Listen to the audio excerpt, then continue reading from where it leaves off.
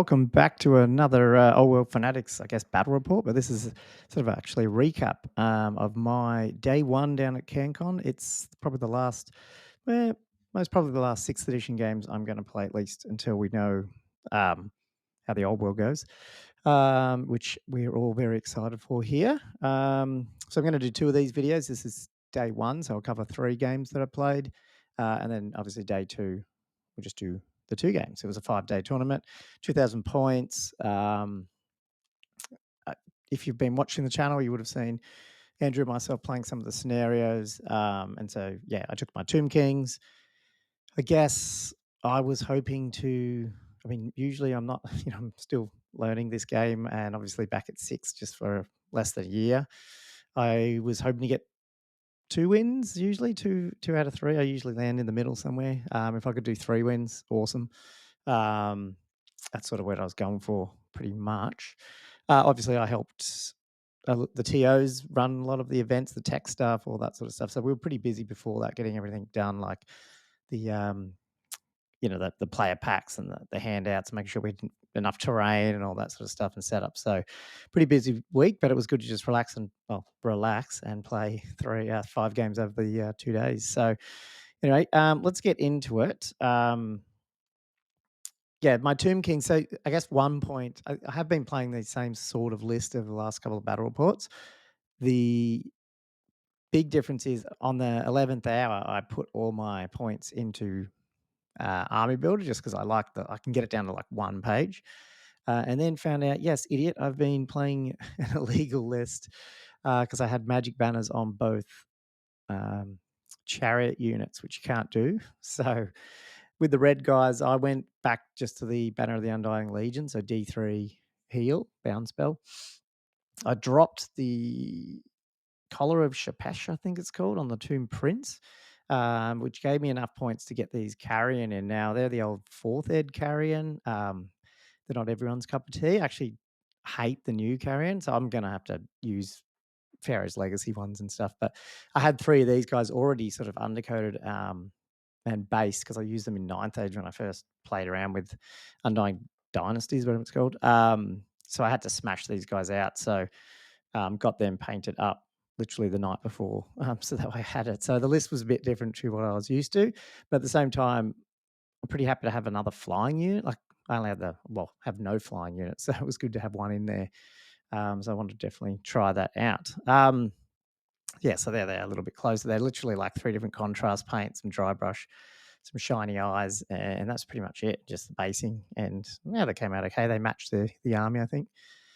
So yeah, I've got the 5 chariots, another 4 chariots, 2 units of 4 chariots. So the red 4 chariots with the magic banner and the blue ones, 3 carrion, the Screaming Skull catapult with the skull of the foes, a casket with not the Hierophant, but just a leech priest with the ravening banner, ravening staff, I think. Sorry, I always get these things wrong. So 3d6 strength 2 hits, really to try and protect himself from fast cav. And then my Hierophant, another leech priest with a dispel scroll, and he can fly around.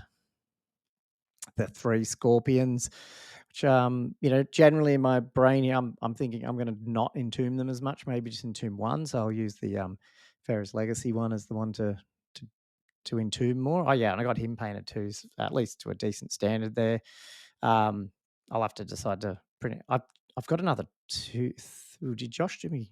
I think he did 3 of them, 3 or 4. So I painted 1. So I'll have at least another 2 of these guys to match. So whether or not I'll use the old metal Citadel ones going forward or not, we'll see as we go into Old World.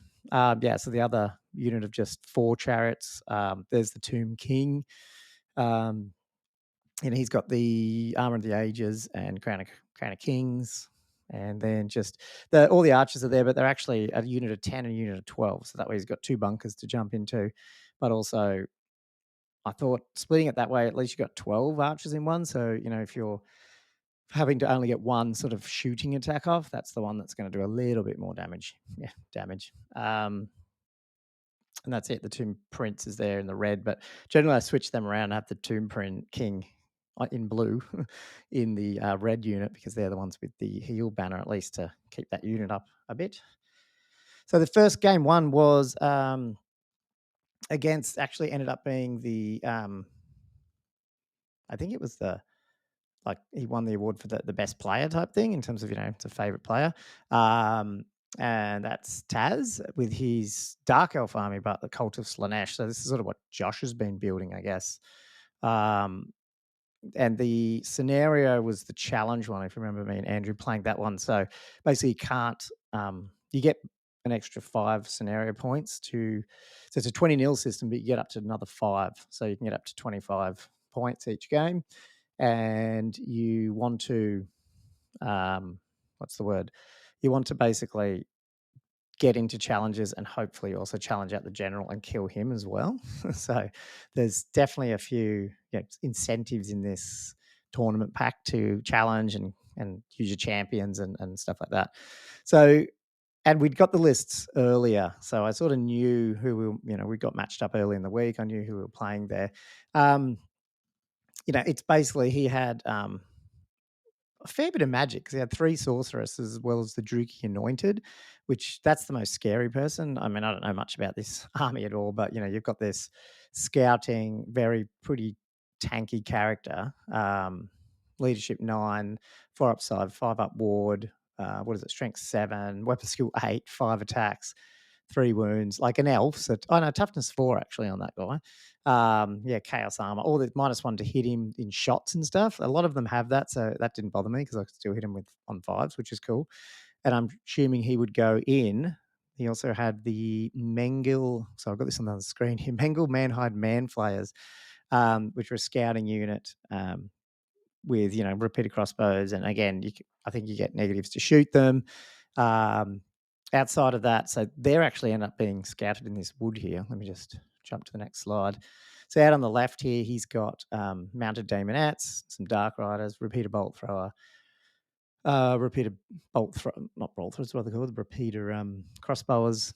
One of his sorcerers, I think that was the general behind that unit. One of the sorceresses, another bolt thrower, some of these normal daemonettes with another wizard behind them, a fiend, and then sort of witch elf girls with another sorceress. And yeah, in the woods with these flayer dudes, whatever, with the Druki anointed. Um, so I sort of yeah, there's only really two. It's a bit clogged up, these boards. So I had one unit of chariots on the right with some archers that I could hopefully just shoot into the forest. I knew he would probably go in that forest, so I wanted one of them there. But I needed my other ones to protect the other flank out here as well, and protect my on the left, my to protect my casket. So I put my Hierophant in there as well, trying to just stay away from that forest initially. I didn't want to get shot. Carrying up front, scorpions. Where's my other scorpion? I can't remember what it was, to be honest. Did I entomb one? No, I think I kept them all down here. So he must be out right out to the left. Because I just wanted to, I knew his Dark Rise stuff would be coming pretty quick. So I wanted to make sure I had some things on my flanks. Um, and basically, I guess the goal here, and I thought of this, not thought of this, it's not new, but I really wanted to get turn 1 charges off with my carry. And so like move them up, be in the presence of the Tomb King and the Hierophant. So I've got at least, oh, and even the other casket if I could, because then I've got like 4 goes at the magic move to really get them. And because he's got repeater bolt throwers, I can just go into one of them, kill it, and hopefully fly past, and then really just start annoying him. So that's what I wanted to do there. So I think this is actually my turn 1.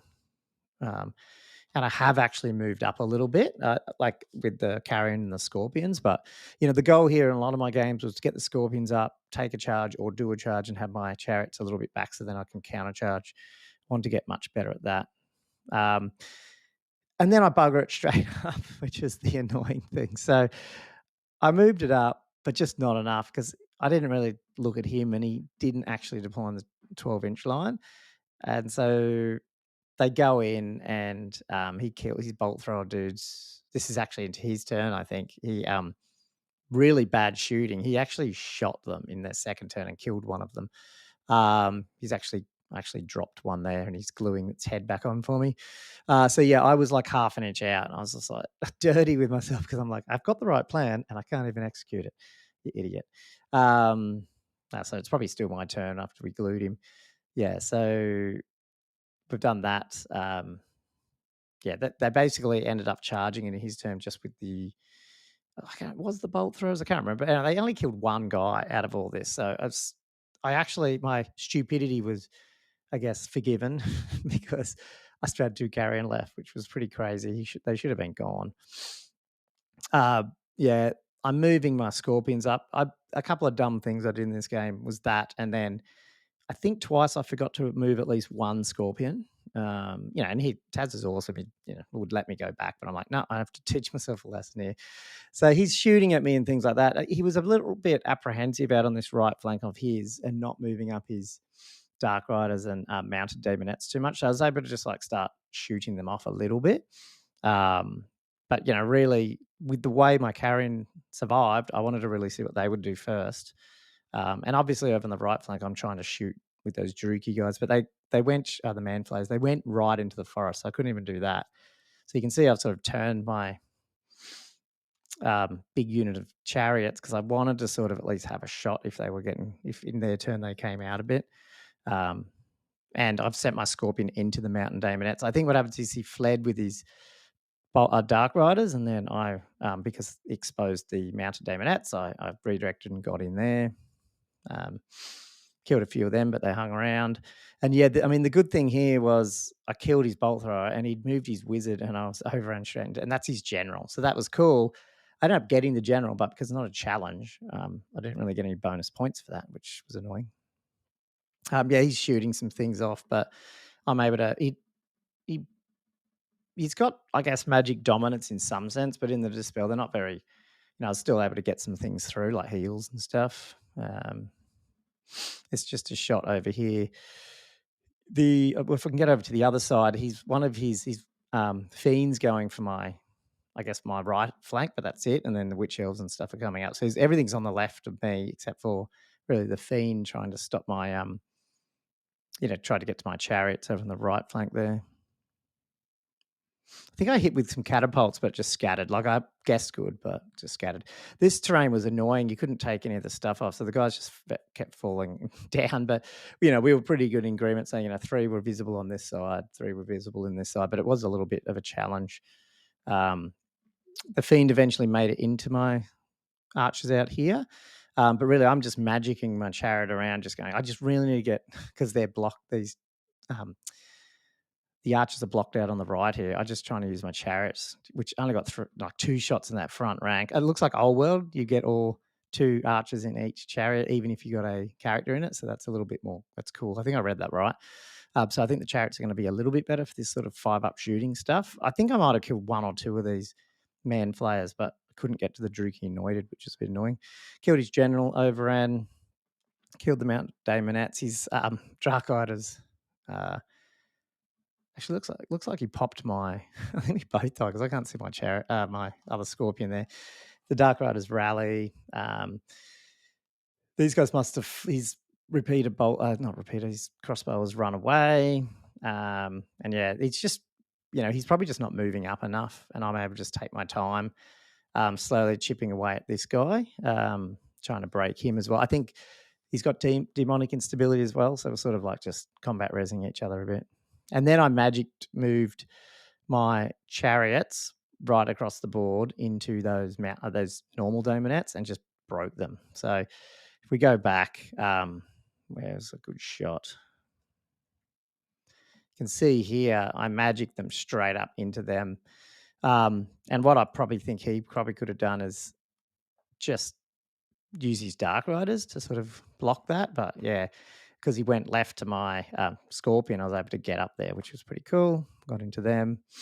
But I just can't get these bloody Manflays. Like that Druki anointed and the Manflays, they're worth, oh God, what was it? Well into almost 600 points. And I just didn't end up getting them, which was annoying. Yeah, you can see I'm trying to get the Witch Elves down. And then, yeah, he's got like 2 guys left plus the Druki anointed into that chariot group. And then, yeah, he's going to destroy that. My Scorp goes in there. I'm able to block his Dark Eyes with my Carrion. I love using these flying Carrions. I'm definitely going to bring them back in Old World. I kill his other Sorceress and turn around after a turn. But yeah, he's popped my chariots out on that right flank. The Scorpion's doing well by himself against all these witch elves, which is pretty cool. Still got 2 wounds on him. But yeah, that was pretty much it. That's sort of how it ended up. It's sort of like I killed a lot of his big units, but just there's a few things left in them, like 1 Dark Rider, 2 witch elves, 2 of his man flayers, which is really annoying. And it ended up being a draw. It looked like I had control of that game, but just I put it down to really that carry and boneheaded positioning. I had probably more than enough room to be a little bit more aggressive with that move up. I didn't want to move too far up, but I could definitely move up where I knew it was going to be within 20, and I didn't. And I think by the end, that all delayed everything I did by about a turn. And I think then I could have got a little bit more out of that one. But yeah, Taz is a super nice dude. It was good to just have that sort of cool. It was a good game. We were both like killing a lot of each other's stuff, but sort of being a little bit cagey as well to try and maximize our loss, minimize our losses, maximize our kills, I guess. So I ended up with a draw, which, obviously I'm not unhappy with. That was cool. And only 11 points, which sucks because we didn't really we left a lot of stuff on the table and didn't really get in the scenario points, which really was annoying. So then I go into game 2, Orcs and Goblins. A guy called Derek. I think his kids were there too because they were popping in occasionally, which was really cool. It's good to see sort of hopefully the next generation of players. I mean, I don't know that, but it'd be cool if we do. And I like playing Orcs and Goblins. I don't know them too much in 6. I know they're, whenever you play Orcs and Goblins, it's either going to be really cool because they'll blow themselves up, or really scary because everything will go right for them, and you're like, oh crap, I can't stop any of this. His list it was pretty standard, like Black Orc War Boss and a big unit of Black Orcs with a BSB in there. There's a Night Goblin block with 3 Fanatics. He had Ball Riders, which, you don't really see. Well, I didn't see them in 8th. I'm assuming you don't see them in 6th too much. 3 units of Wolf Riders. So I was a little bit worried about that because he had that and a Wolf Chariot and a Boar Chariot. Really, the Wolf ones I was worried about in terms of them going really fast, getting around my flanks and harassing my Hierophant and archers and stuff. And then just 1 Doom Diver and the Marauder Giant you can see there. But the thing that screwed him around, and not so much me, luckily this turn, this is the random deployment table quarter scenario where you had to it's sort of like that old 8th edition one where you had to roll, see where you guys landed in. So he ended up on his left flank having his Boar Boys and his Shaman and Night Goblins on the left flank. And so these Night Goblins are very vulnerable because of the crap leadership. His Giant was there too, and then his General and BSB all out on the right flank with most of the Wolf Riders, which I missed turn 1 a little bit here. So this is sort of into turn 1. And you can see he's moving his Wolf Riders in the middle. He sent another unit out to the left. That's a Boar Chariot in the middle there. So he's sort of just, the problem is his forces split up, whereas mine mostly got in the center. I'm mostly worried about those Fanatics coming on the right-hand side. I'm worried about the Fanatics coming through that little gap. And hitting my chariots. But outside of that, I didn't care too much about stuff because I'm like, well, the Boar Chariots have to wait to the Night Goblins. So I could afford to just hang back and see if I could either magic missile them or do some damage. The Carrion, I wanted to actually try my turn 1 charge into his War Machines. So this time I definitely made sure they'd moved up enough. And then again, sending my Scorpions out. I did entomb 1 Scorpion because I thought this time I could try and get into his General or something like that and, cause some havoc. It's always fun to put one down there, so that's his turn 1. You can see the big cool Marauder Giant. But yeah, I get some charges off here with, it's turn 1 or turn 2. Like the Scorpion out here hits his Wolf Riders and kills some. And then I magic in my Chariots and my Scorpion and my Carrion. So the Carrion go into his Doom Diver. The Scorpion goes into his Ball of Chariot, and then hit his other Wolf Riders. Actually, this might be the picture where I've hit a Wolf Rider, killed him, and then overrun into the next set of Wolf Riders.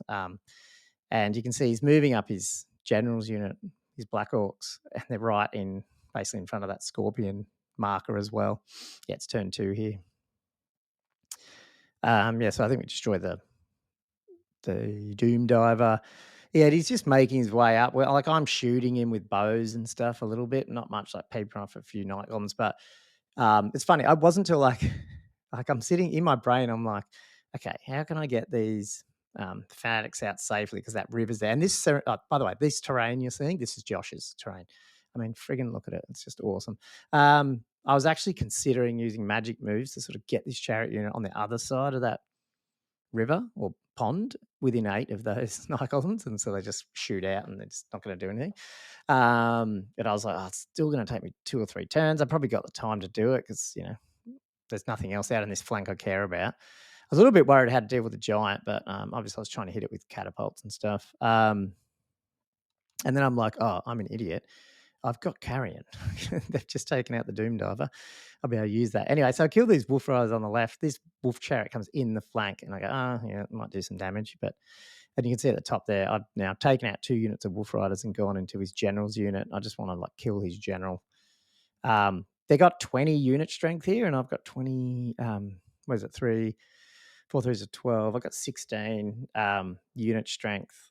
So I'm figuring, like, with impact, I can break this unit if I can win combat. Um, you know, they auto break, so that's sort of what I'm trying to do there. In they go. Yeah, this scorpion gets charged by his giant and his boar chariot. I keep forgetting it's a boar chariot too. So I was like trying to roll stuff, and I'm like, oh, that's right, it's toughness 4 and all this sort of stuff, or 5, what it is. This is where I'm going. Yeah, how am I going to? Here I am debating with myself about moving the bloody chariots, and I'm like, I've got carrying, you idiot. I just flew him over.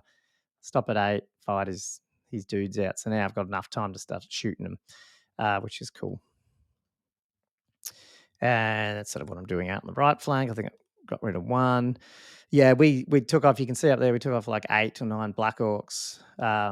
Must have been 9. And he really didn't do a lot to me. He took out 1 chariot with an extra wound and 1 wound. No, I might have got 2 wounds on my general then, which is pretty good for him. But didn't kill him. So yeah, they broke. Didn't run him down though.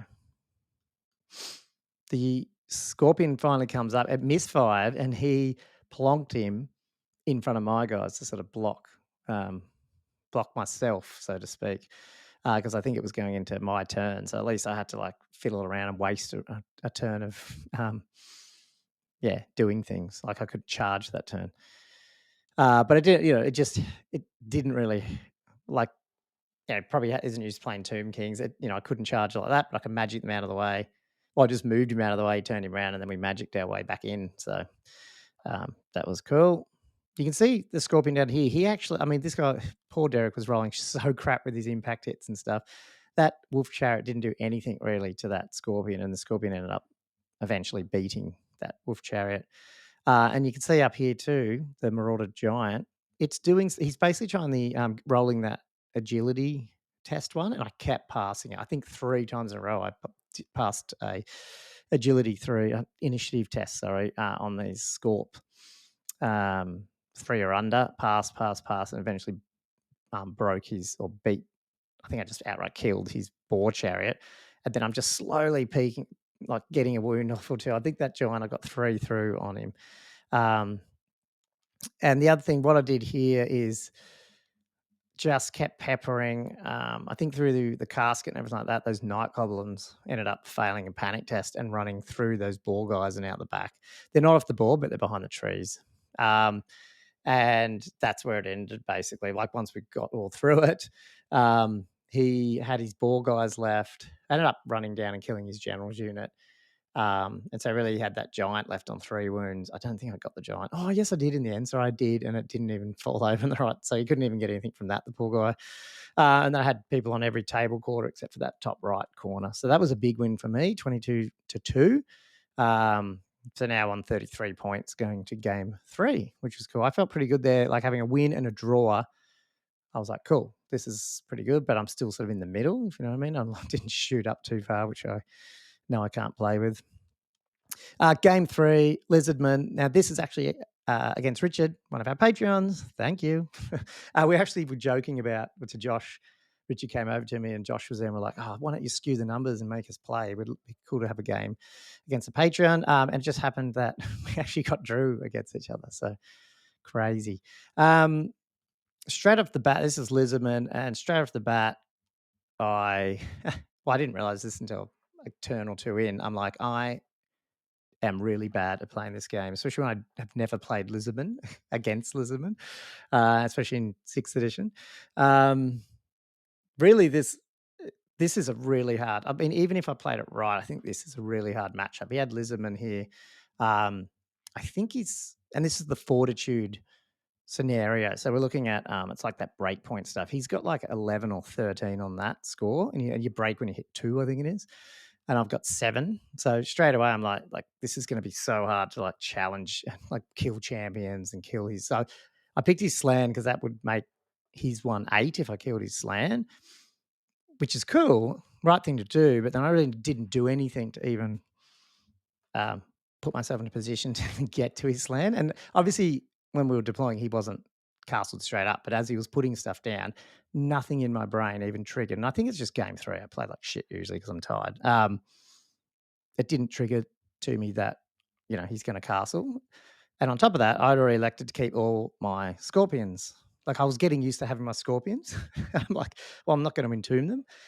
If there's ever a game to entomb all 3 scorpions, it's got to be when your opponent has a crap ton of poison shots. I'm just like, so stupid.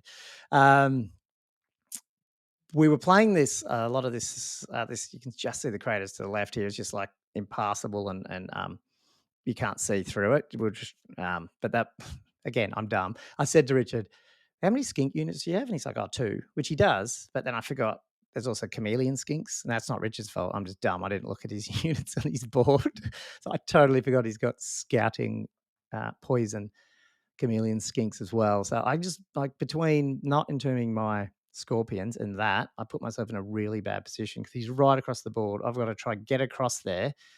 He's got 9 dispel dice, like, or might have even been more. Oh, he's got 9, but he can store some power dice, so he can, he could have like I don't know 10 or 11 power dispel dice against me, and that, uh, not to spoil anything, is a big counter to this list when I don't get any magic moves and stuff off. So yeah, he's got a block of Saurus guys with that level 4 Slan Mage Priest in there, 2 Skink Priests. He's got the 12 and 10 Skink Skirmishers. The Temple Guard are in there. That's where obviously the Slan dude is. He's got 3 Croxagores and 2 units of 3 Pterodon with some Salamander hunting packs and this big Steg. So I'm like, I mean, I don't know. In hindsight, if I played this game again, yes, I'd do some things differently, but it's going to be a tough matchup, really. If I could keep my Hierophant safe, I could really be aggressive with the archers to try and get up there and shoot off these, skinks. They would die to the magic shooting, but then I can't shoot because he just dispels them. So it was a bit tough. Yeah, you can see there's his army there. It's a good looking army. I don't think I took a picture of the actual display board, but you'll find it in our socials, no doubt. Yeah, so he comes around the one flank with these pterodons just staying out of my shooting, and these guys on the left flank come up, and I'm just like, oh, great, that catapult is going to die. That's even I think this is a shot after. I think there was a scorpion there, and he just poisoned it off as well, potentially, maybe. So, and then he gets the comet down right here, as you can see, and I think it builds for a turn and then goes bang. So, like this is like turn 2, as you can see on the yellow dice up there. I've lost 2 scorpion. Oh no, 1 scorpion, the Screaming Skull catapult, and I'm really trying to just. And it looks like no, that's probably it actually. So not too much there, but my left flank's gone. I had to fly my Hierophant out of there, and these Skelly archers are going to try shoot, but I don't even get the magic off. I've had to reform them, and then they don't get magic off.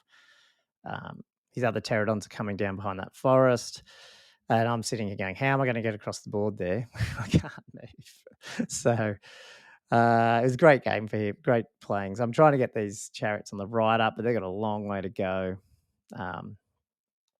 And I still have I must have got the scorpion out of there. So no, okay, I haven't lost the scorpion yet. But yeah, he's taking chariots off, and I'm unable to heal some of them as well because he keeps dispelling them. And then he just comes in. My Hierophant's in this unit, and the pterodons come in. So I'm like, oh, it's going to be a quick game.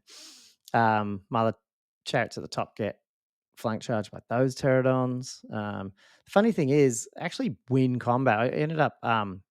He didn't end up. Oh, maybe Sorry, maybe my Hierophant wasn't in that unit of Skelly Archers. Might have been behind them.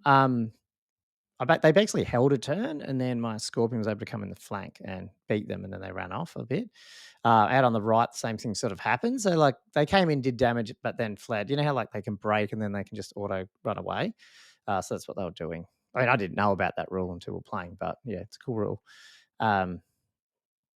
Yeah, so he's doing damage to me. And the thing is, I just can't heal them. I can't get my dudes around good enough. So he's got this Saurus Scar Vet basically running around, and he comes in as well. And we get in a challenge here with my general. Good thing is, I do kill that guy, but he does some wounds to my general. But I don't think he killed my general. He gets another comet off, and the comet's doing when it lands, it's blowing chariots up, which is a bit annoying. Yeah, kill this Scar Vet. So I did get some points there.